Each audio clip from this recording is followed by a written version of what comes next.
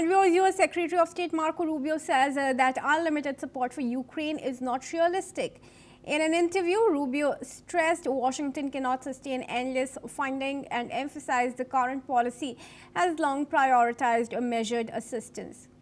US President Donald Trump added that the US is no longer financially involved in the conflict but will continue sending weapons if Europe contributes with coordination through NATO. Now, Washington proposed a 28-point plan for the Ukraine settlement in November, which was later reduced to 22 points following consultations in Geneva and Florida with Ukrainian officials.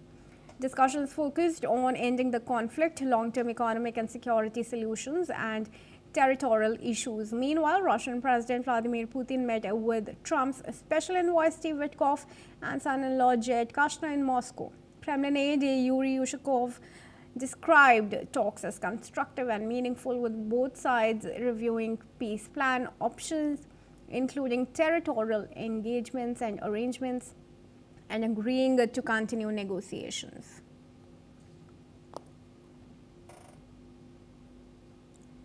All right, and joining us in this discussion is Gilbert Doctor, who's a Russian affairs expert. Thank you, Gilbert, for joining us once again here on NewsX World. Appreciate you giving us your precious time. Now, many statements are coming in from Donald Trump in his last cabinet meeting. He calls the war a mess. He says he's been able to end 8 wars, but the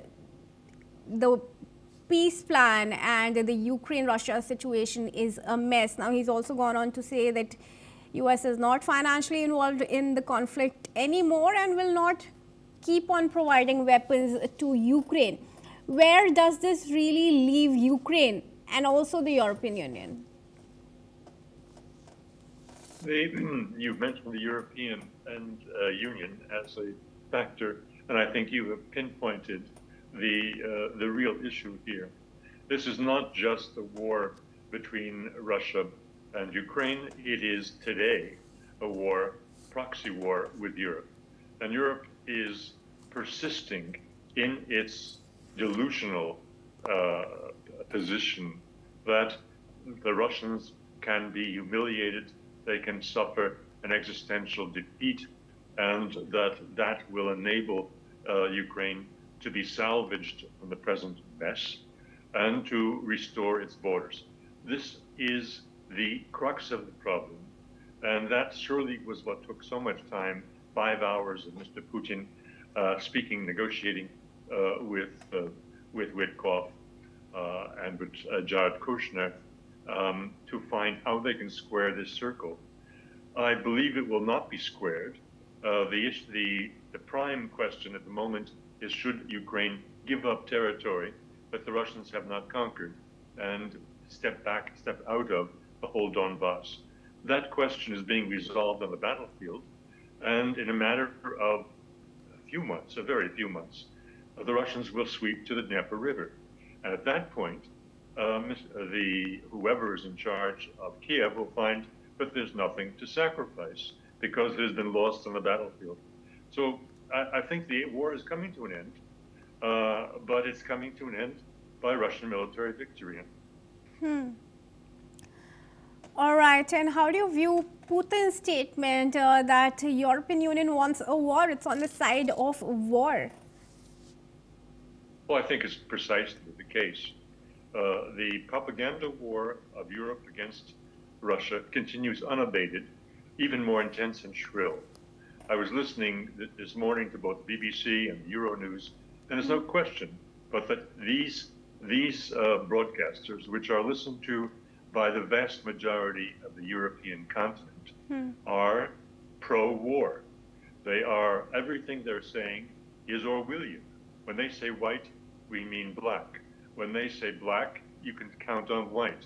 And when they say the Russians want war, what they're really saying is that Europe wants war. Mr. Putin is a very reserved man, and he has made his sharpest statement yesterday when he said, as you have quoted, that the Russians are ready to fight right now if Europe wants to engage. And this was not just a casual remark.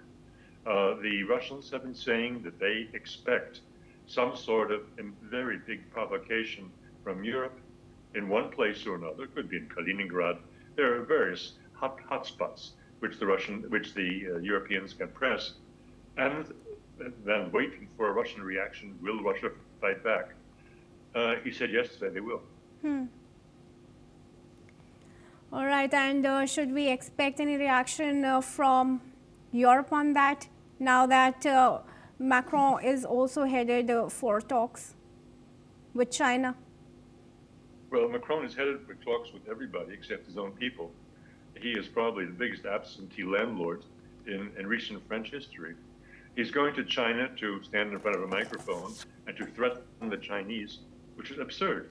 The United States has had to back down on its plans for massive tariffs on China when the Chinese wielded their counter moves, which are, first of all, to cut off completely the export of rare metals.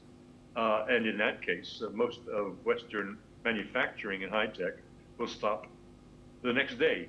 So if the United States has no leverage over China, then it is utterly foolish for anyone in Europe to go to Beijing and try to stand on a soapbox and tell the Chinese how to behave.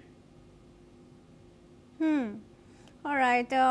Crucial here that Macron is talking to China, to Xi Jinping after meeting with Zelensky. But I'd like to go with that perspective from you, Mr. Doctor. Thank you for joining us for now. And the viewers, we now shift our focus. Now, according to media reports, the European Commission plans to make a legal proposal this week to use frozen Russian assets to fund Ukraine, while also leaving open the possibility of borrowing on financial markets or mixing the two options. European Union leaders agreed in October to meet Ukraine's pressing financial needs for the next 2 years, but stopped short of endorsing a plan to use $162 billion in frozen Russian sovereign assets in Europe as a loan for Kyiv due to concerns raised by Belgium. Under the Commission's plan, Ukraine would only need to repay the loan if Russia pays reparations for damage caused by the war in Ukraine.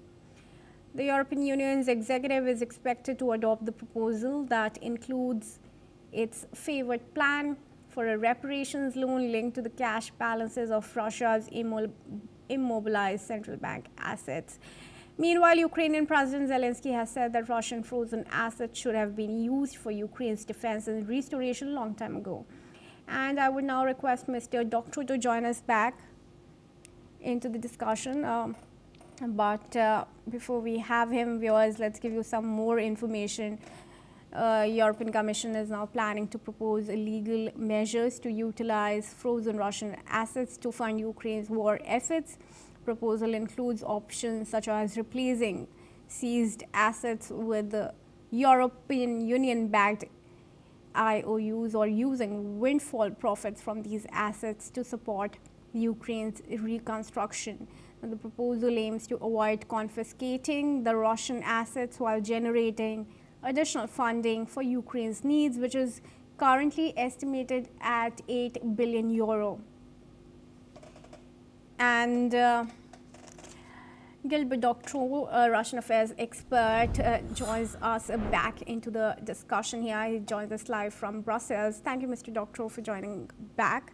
Now, on the question of the frozen sovereign Russian assets, European Union is mulling a formal proposal, but a crucial obstacle to its plan remains Belgium.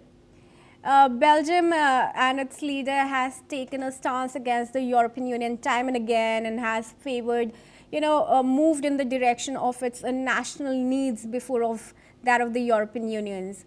How is European Union's proposal going to be formalized without Belgium joining them?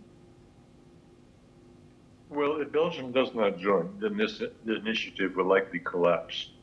There have been some exotic solutions proposed as a backup, namely that the assets, Russian frozen assets that are presently held in the Belgian jurisdiction via Euroclear could be transferred to another EU country which is willing to play along and to take risks that Belgium refuses to take.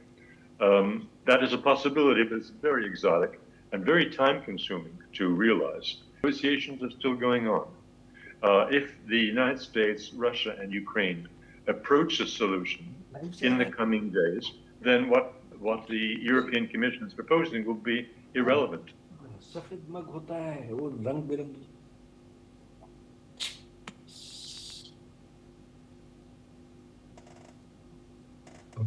All right. Thank you for your perspective there, Mr. Doctorow. And we would now move on, viewers.